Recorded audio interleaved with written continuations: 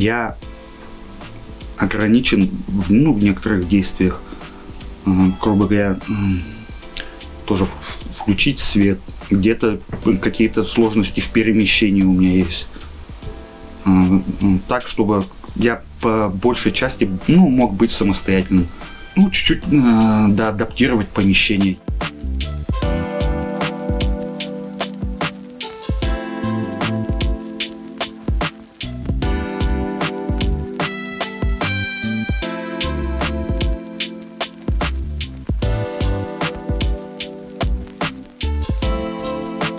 Филиал фонда включился в программу адаптации жилых помещений для ветеранов СВО, чтобы вернуть людей с ограниченными возможностями к полноценной жизни, социализировать их, адаптировать их жилье нужно для того, чтобы им было проще выполнять ежедневные какие-то функции.